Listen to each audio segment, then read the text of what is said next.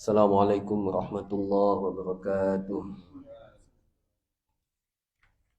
Bismillahirrahmanirrahim. Alhamdulillahi rabbil alamin. Wassalatu wassalamu ala asyrafil anbiya'i wal mursalin sayyidina Muhammadin wa ala alihi wa sahbihi ajma'in. Subhanaka la ilma lana illa ma 'allamtana innaka antal alimul hakim. Amma ba'du, hadratal kiram, yang kami hormati para alim, para ulama, bapak, ibu-ibu, jamaah salat zuhur yang dirahmati oleh Allah. Alhamdulillah pada siang hari ini kita masih diberikan kesehatan, masih diberikan kesempatan untuk beribadah, melaksanakan salat zuhur berjamaah. Mudah-mudahan kebaikan-kebaikan yang kita lakukan, ibadah, terutama majelis taklim, kajian pada siang hari ini, semoga dicatat sebagai amal ibadah oleh Allah Subhanahu wa taala dan mudah-mudahan menjadi wasilah dimudahkannya segala urusan kita baik di dunia maupun di akhirat. Amin ya rabbal alamin. Para hadirin sekalian yang dirahmati oleh Allah, kita lanjutkan kembali kajian kitab Riyadhus Shalihin, kitab hadis yang ditulis oleh Al-Imam An-Nawawi, Imam Nawawi, tepatnya pada hadis ke-21. Bismillahirrahmanirrahim. An Abdullah bin Ka'b bin Malik. Hadis ini diriwayatkan dari Abdullah bin Ka'ab bin Malik. Wa kana qaida Ka'b radhiyallahu anhu min banihi hina amiya. Dan ada siapa Abdullah bin Ka'ab bin Malik, Qaidah Ka'bin adalah penuntunnya, penuntun Ka'ab. Jadi ini Abdullah ini adalah anaknya Ka'ab. Habis baterainya. Jadi Abdullah ini adalah putra dari sahabat Ka'ab bin Malik yang sekaligus menjadi penuntunnya. Maksudnya menjadi penuntun bahwa ketika menginjak usia tua, Ka'ab bin Malik itu diterpa penyakit buta.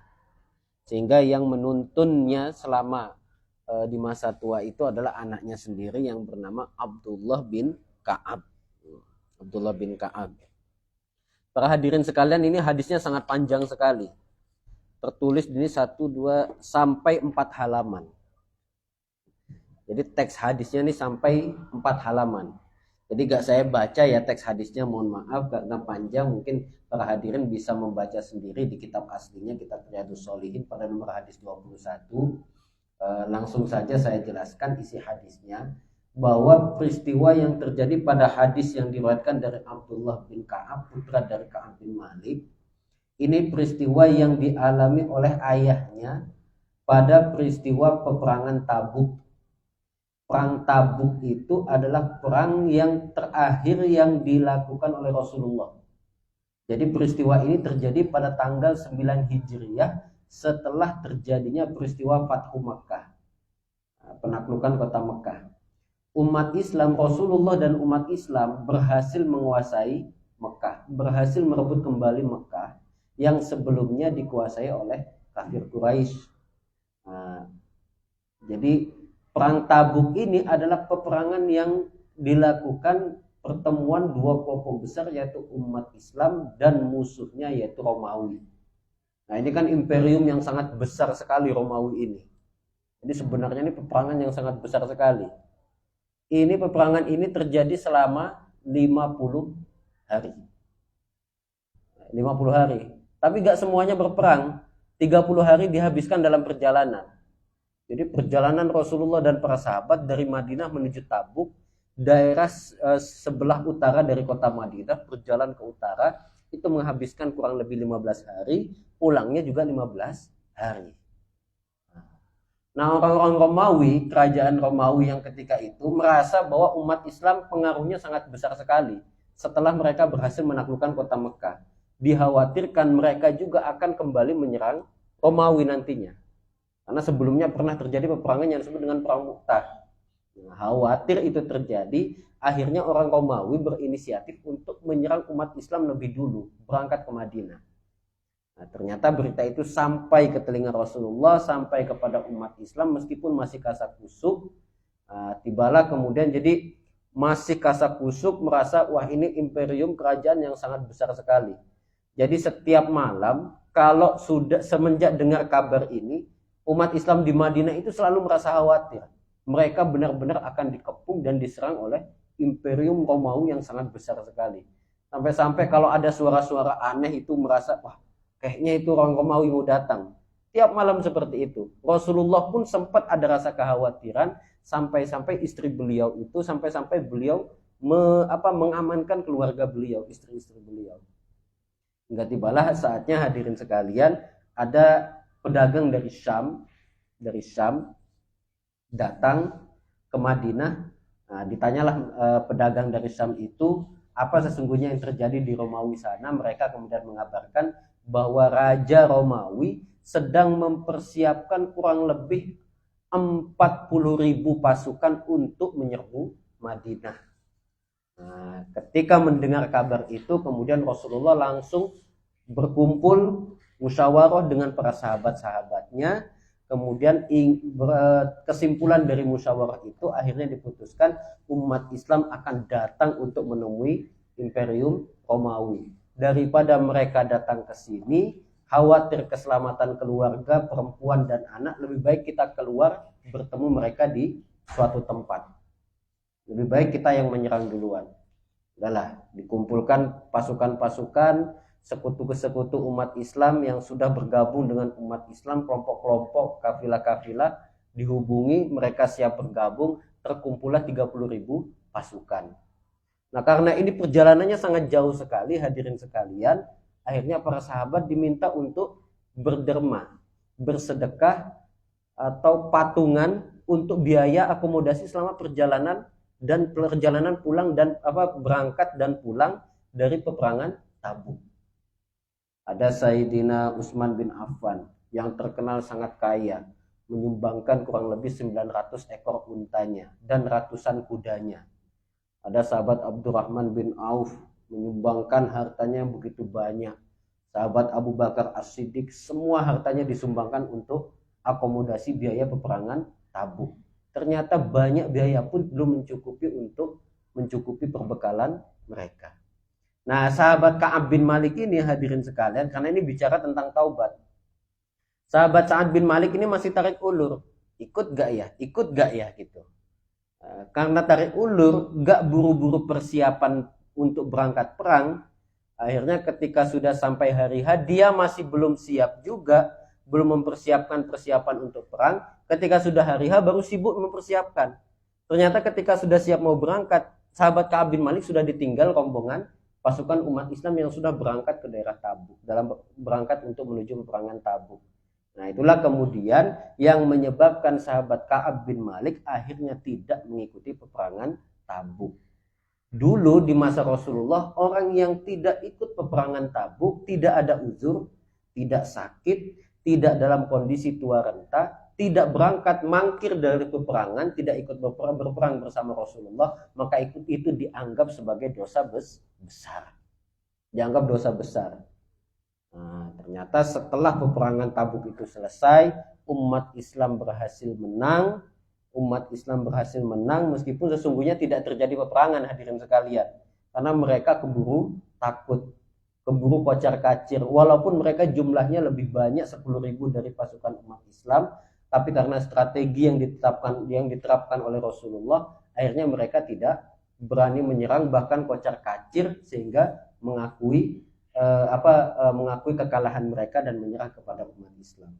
Setelah peperangan, kemudian Rasulullah baru ngeh, iya Ka'ab bin Malik ini mana ya gitu. Ka'ab bin Malik ini mana gitu. Baru sampai di Madinah Rasulullah ngeh, nggak ngelihat Ka'ab bin Malik selama dalam perjalanan pergi dan pulang dari peperangan Tabuk.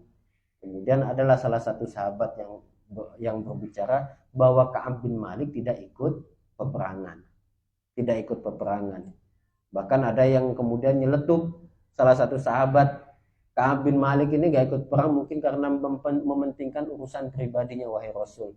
Dan itu disangkal oleh sahabat Mu'adz bin Jabal. Mu'adz bin Jabal mengatakan kepada Nabi, wahai Rasul, tidak ada yang aku ketahui dari sahabat Ka'ab bin Malik kecuali hanyalah kebaikan. Artinya dia orang baik gitu. pasti ada alasannya kenapa dia tidak ikut peperangan. Nah ternyata hadirin sekalian, Ka'ab bin Malik ini gak sendirian. Ada beberapa sahabat lain yang tidak ikut peperangan, termasuk orang-orang munafik. Orang munafik ini kan di hadapan Rasulullah dan sahabat yang lainnya mengaku dirinya Islam. Jadi lisannya bilang dia Islam, padahal hatinya tidak beriman kepada Allah dan Rasulullah. Dia tetap wajib ikut peperangan sebenarnya. Karena hakikatnya dia dipandang sebagai orang Muslim.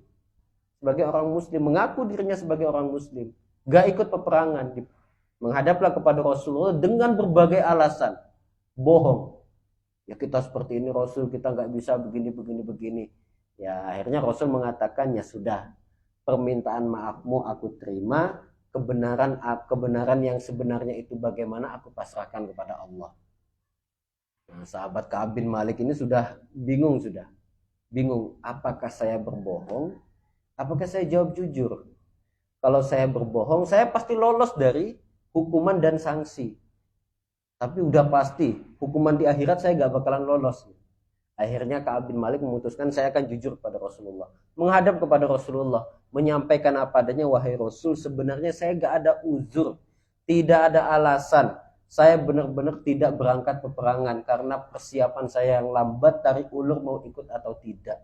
Akhirnya saya ketinggalan rombongan dan saya tidak ikut perangan, bukan karena uzur yang diterima.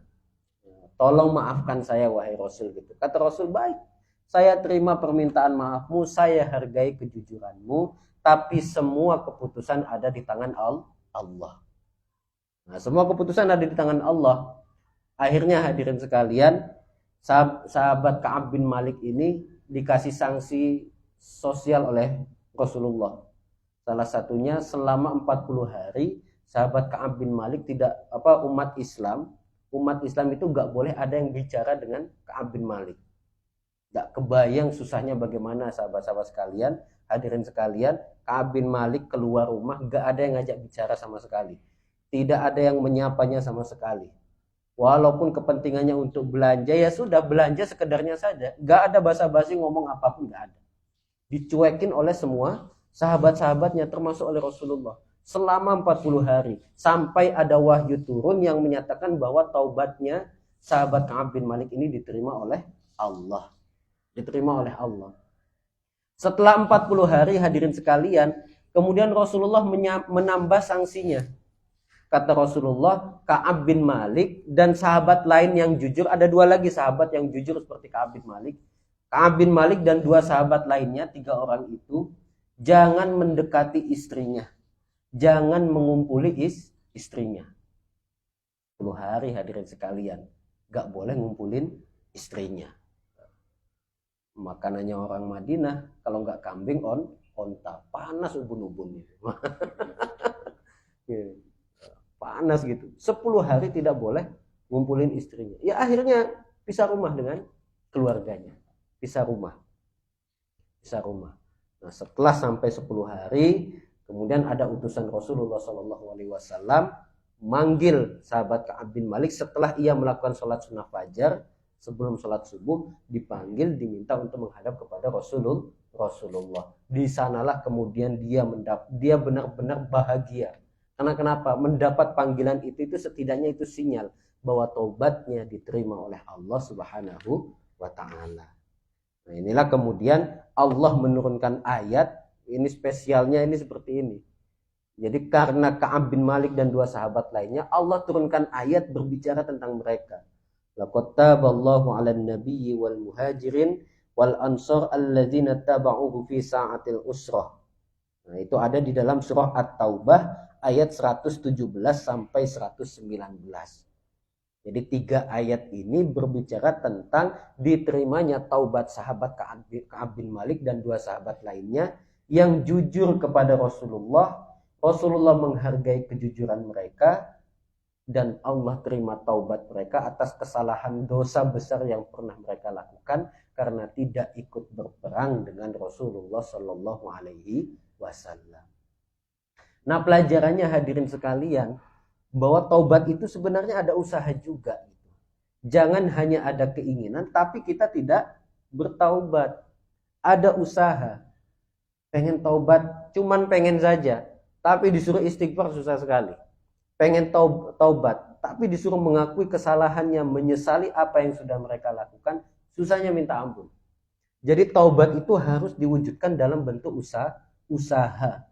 Dan usaha kita untuk bertaubat tidak akan pernah sia-sia di mata Allah Subhanahu wa Ta'ala. Makanya kita ini kan manusia biasa, manusia yang sangat lemah.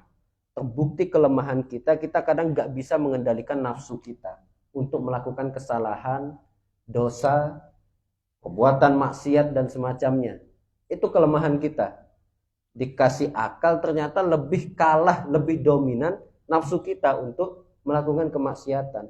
Justru karena kelemahan itu harusnya kita bertaubat, harusnya kita akui kesalahan kita kepada Allah Subhanahu wa Ta'ala. Makanya jangan pernah bosan untuk bertaubat. Melakukan satu kesalahan, ya taubat setelah itu. Istighfar kepada Allah, ya Allah, taubat. Besoknya lakukan kesalahan yang sama, gak apa-apa hadirin sekalian, taubat lagi. Jangan pernah bosan untuk bertaubat. Karena kita nggak tahu dari sekian taubat, istighfar yang kita wiridkan misalnya, istighfar yang mana yang diterima oleh Allah, dan taubat yang mana yang Allah terima dari taubat kita. Karena dengan diterimanya taubat itu, ada salah satu taubat yang diterima insya Allah karena kita selalu beristighfar, selalu mohon ampun kepada Allah, selalu mengakui kesalahan di hadapan Allah, maka secara tidak langsung pada akhirnya nanti Allah akan tunjukkan jalan kebenaran kepada kehidupan kita. Nah itu. Nah lebih-lebih hadirin sekalian di momen bulan Muharram ini, di momen bulan Muharram ini, di bulan Muharram ini, di awal tahun ini, hal yang harus kita lakukan salah satunya amaliyah yang baik untuk dilakukan ya perbanyak istighfar. Dosa-dosa yang sudah kita lakukan setidaknya kita akui setahun sebelumnya atau sebelum-sebelumnya. Dosa-dosa yang sudah kita lakukan. Masuk tahun baru, niatkan diri kita menjadi hamba Allah yang lebih baik daripada tahun sebelumnya. Masuk tahun baru Hijriyah. Niatkan diri kita, perbanyak istighfar, akui kesalahan, mohon ampun kepada Allah Subhanahu wa Ta'ala. Karena itu yang dilakukan oleh para nabi.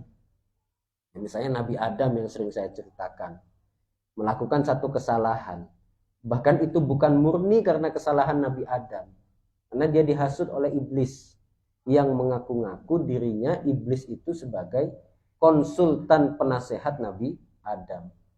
Kenapa Nabi Adam percaya? Karena iblis bawa nama Allah. Demi Allah, saya ini penasehat kamu. Ini karena husnuzonnya Nabi Adam, karena bawa nama Allah, akhirnya percaya. Padahal sebelumnya sudah dilarang, wala taqrabah hadhihi syajarah.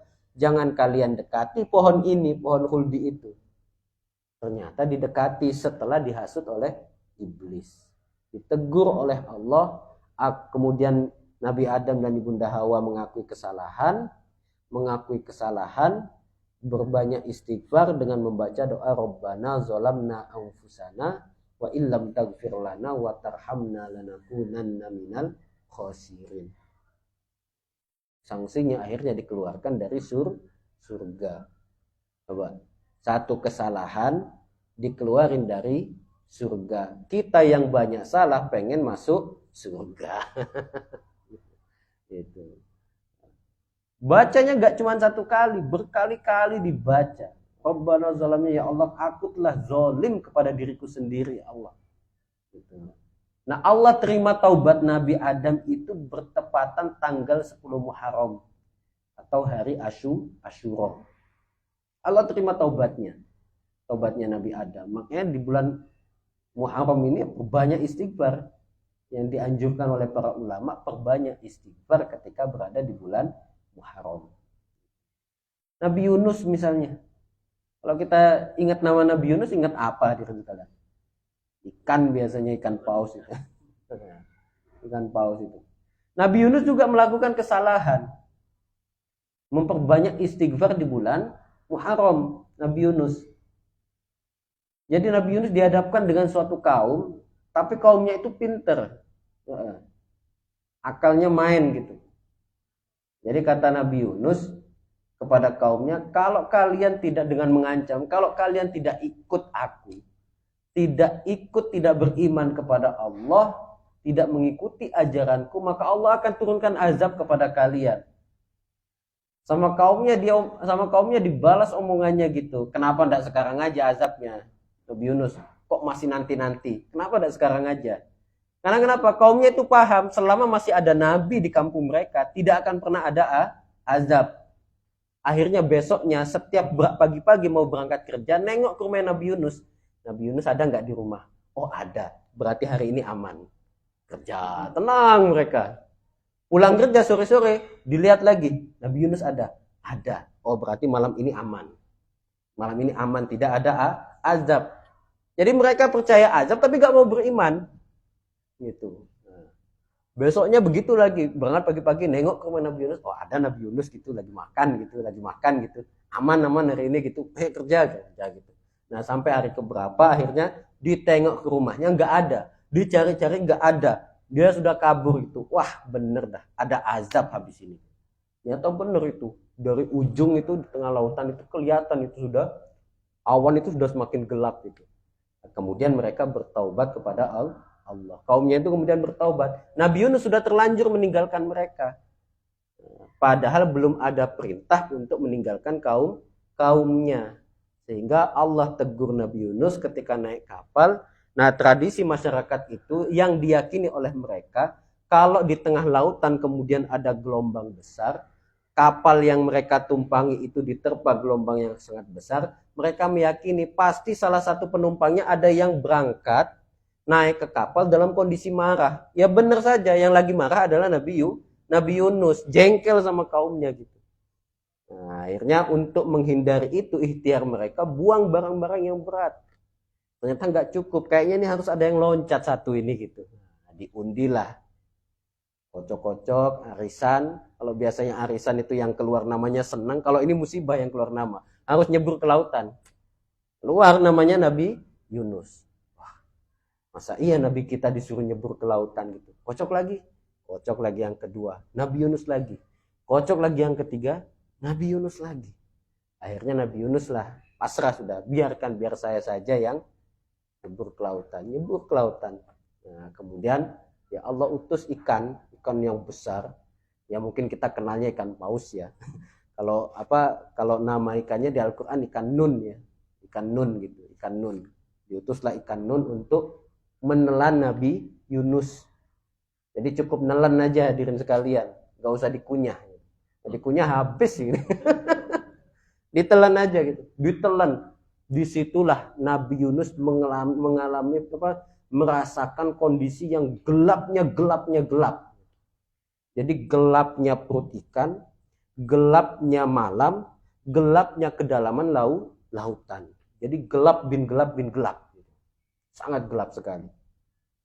Di dalam perut ikan nun itulah kemudian Nabi Yunus berzikir, beristighfar kepada Allah. Istighfarnya Nabi Yunus, la ilaha illa anta subhanaka inni kuntu minaz zalimin. La ilaha illa anta, tidak ada Tuhan selain engkau ya Allah, subhanaka maha suci engkau, inni kuntu sesungguhnya aku minaz zalimin termasuk orang yang zalim. Zalim kepada diriku sendiri karena telah melakukan perbuatan dosa, meninggalkan kaumku tanpa ada perintah darimu. Jadi taubat itu begitu, akui kesalahan, sesali perbuatan yang sudah kita lakukan. Taubat itu begitu. Dibaca berkali-kali, diwiridkan gitu.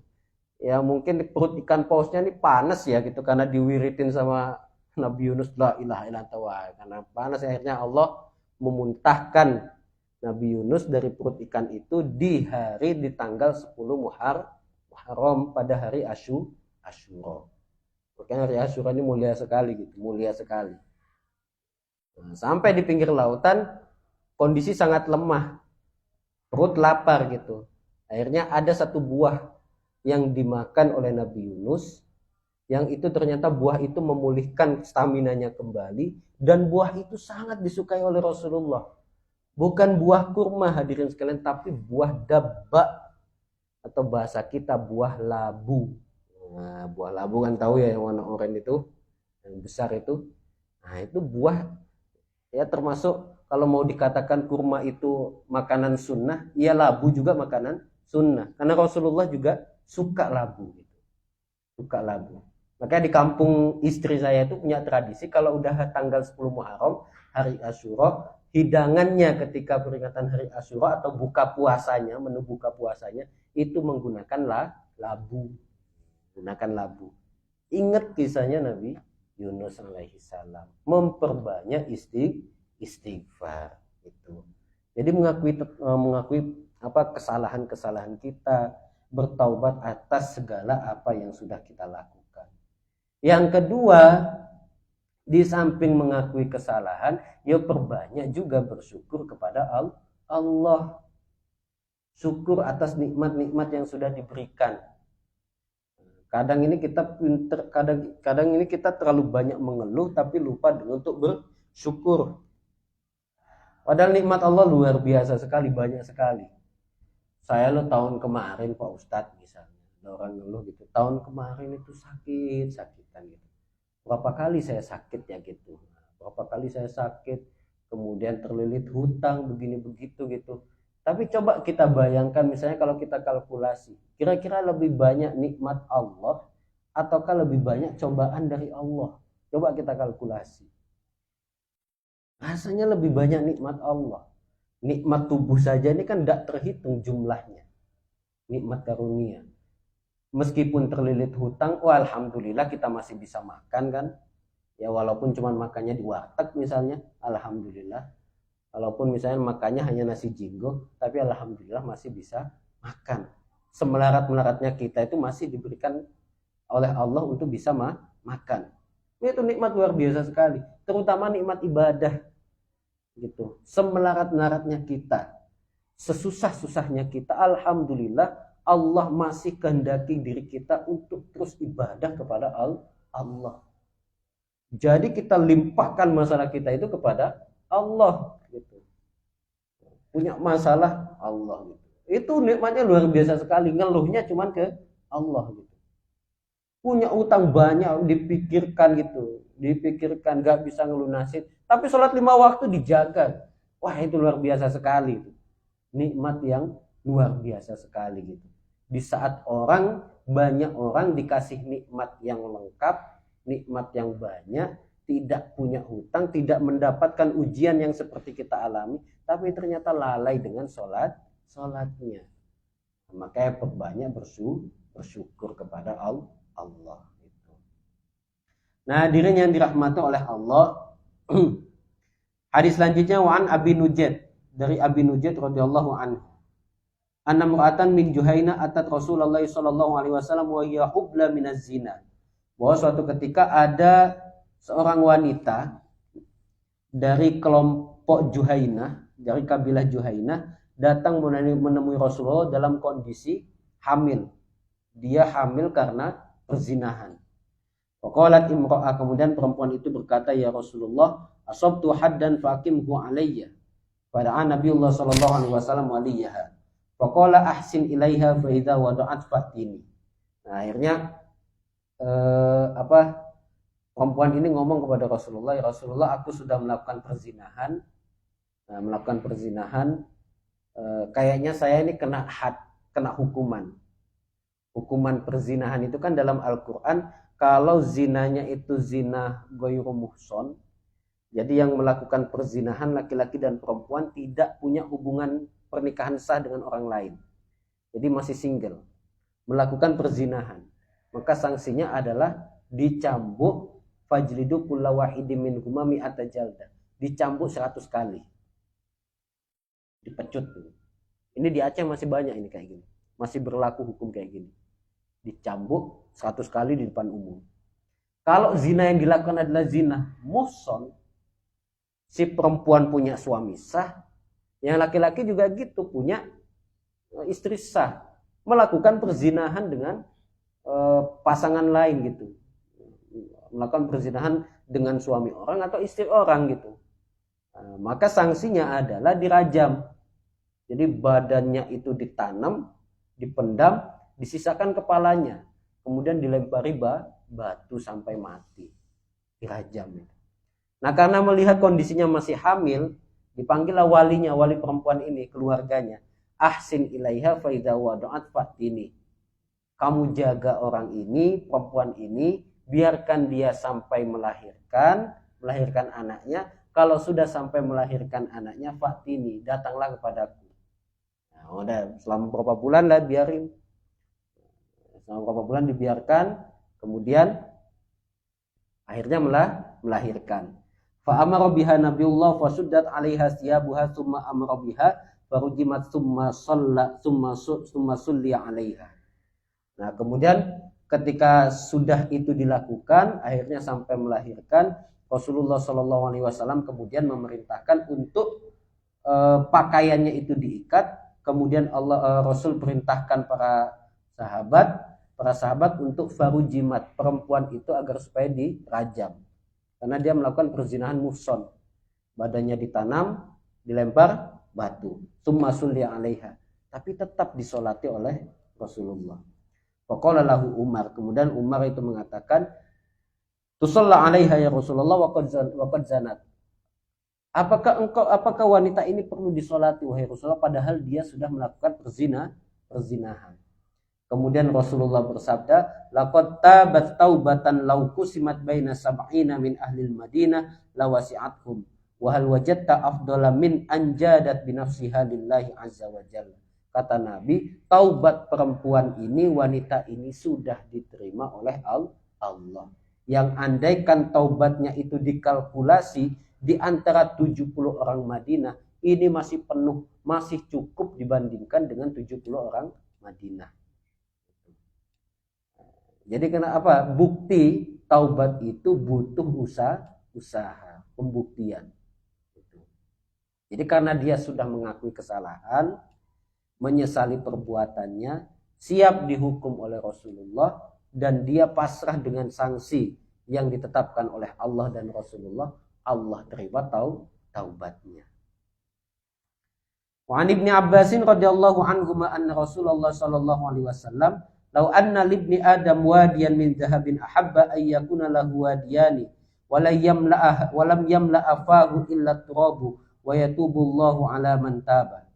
Andaikan sekalian manusia itu memiliki suatu lembah, ada lembah yang penuh terisi dengan emas dimiliki oleh seorang manusia, ahabba yang menginginkan siapa anaknya ayyakuna lahu wadiyani, ada bagi Ibnu Adam, menginginkan anak Ibnu Adam itu, manusia itu menginginkan lembah dari emas itu menjadi dua. Wala yamla'a fahu illa turabu, dan tidak memenuhi fahu kepada rongga badannya illa turabu kecuali hanya debu saja. Wa yatubullahu ala man taba, dan Allah menerima taubatnya orang-orang yang bertaubat. Artinya sebesar apapun dosa dan kesalahan yang dilakukan oleh seseorang, berapapun banyak harta yang dimiliki oleh seorang, tidak bisa membandingi, tidak bisa membuat dia menjadi taubat. Tapi ketika dia mau bertaubat kepada Allah, berapapun besar kesalahannya, Allah pasti terima taubatnya.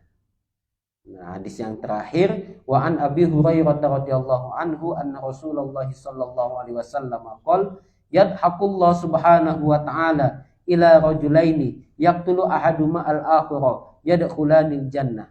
Yuqatilu hadza fi sabilillah fayuqtal tsumma yatubullah 'alal qatil fayuslimu fayustashhadu. Bahwa Allah Subhanahu wa taala itu senang ila rajulaini kepada dua orang laki-laki yang saling membunuh satu sama lain, dan mereka berdua bisa masuk surga. Kenapa begitu? Yuqatilu hadza fi sabilillah fayuqtal. Berperang satu orang ini, salah satu dari mereka berperang fi sabilillah, di jalan Allah. Fayuqtalu, kemudian dia terbunuh. Jadi misalkan ada dua kelompok berperang, kemudian bertemulah salah satu orang muslim, salah satunya juga muslim, bertarung satu sama lain. Tapi yang satu niatnya adalah untuk sabilillah, lillahi ta'ala.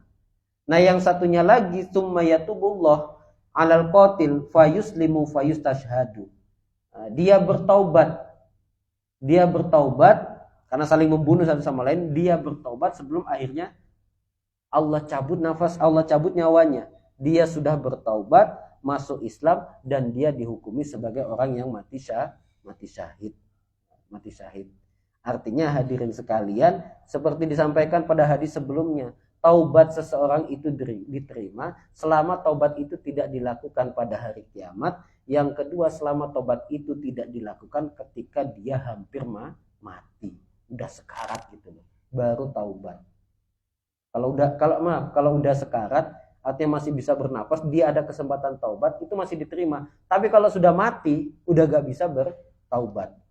Jadi selama belum mati, maksudnya selama belum mati, selama kita masih hidup, kita masih bisa bernapas dan berpikir, menyadari akan kesalahan dan dosa yang sudah pernah kita lakukan, kemudian kita bertaubat, tidak lama setelah itu mati, insya Allah taubat kita diterima oleh Allah.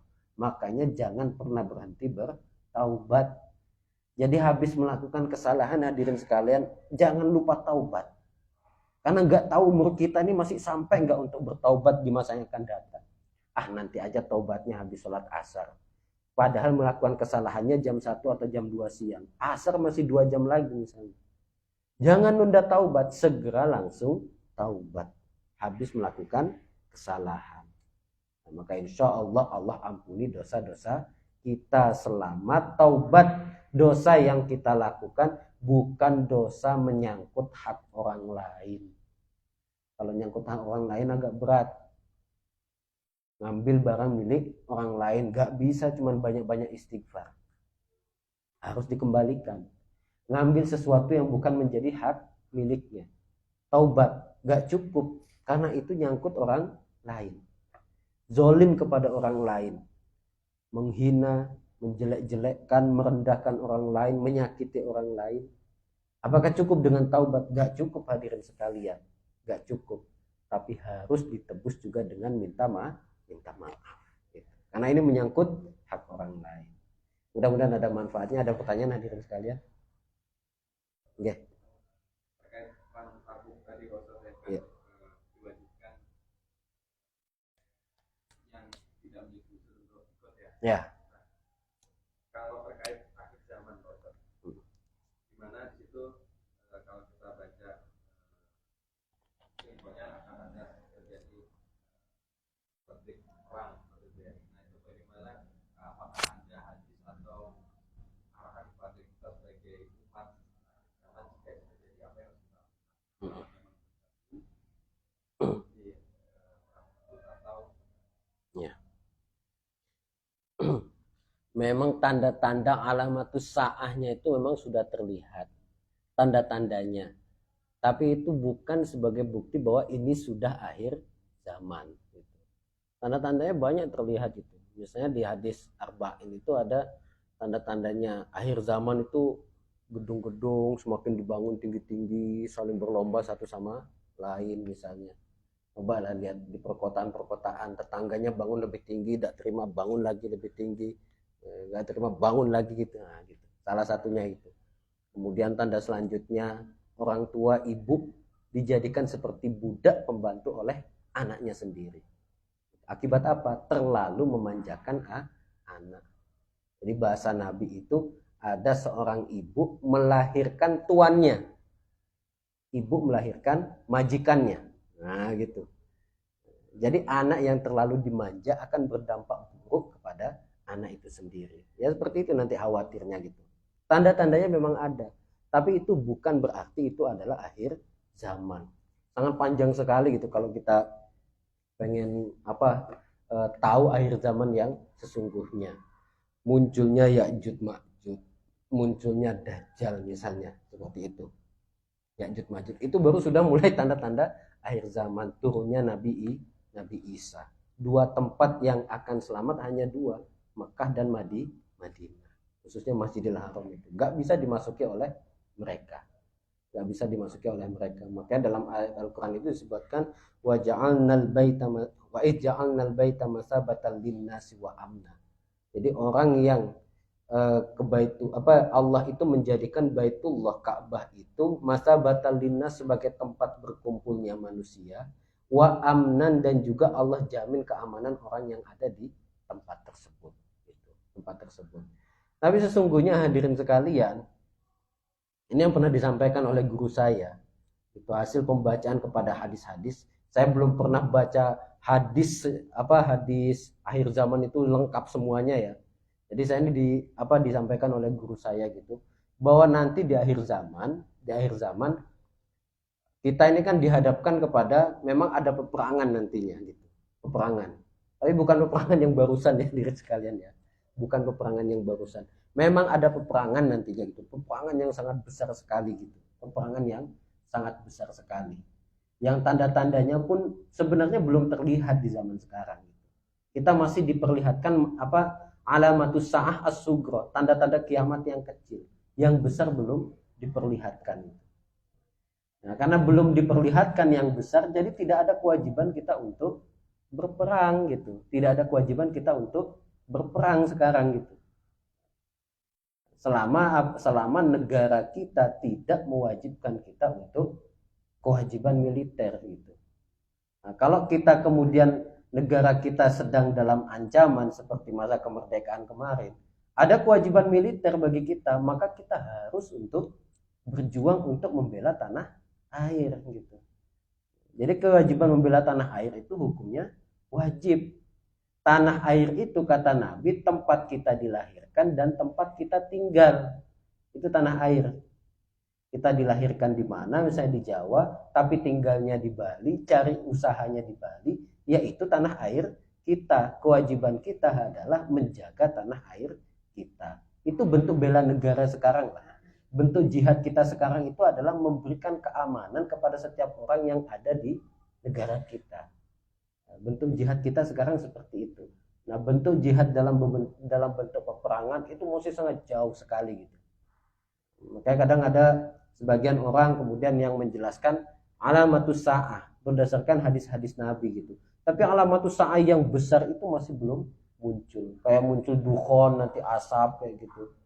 Nah, itu kan untuk dijelaskan itu kan sangat rumit sekali gitu. Nah, yang penting tugas kita sekarang adalah jihad kita sekarang adalah jihad untuk menjauhi perbuatan-perbuatan yang tidak diperkenankan oleh Allah dan Rasulullah. Jihad kita selanjutnya adalah membela tanah air kita, menjaga keamanan, memberikan kenyamanan kepada setiap orang yang hidup bersebelahan dengan kita.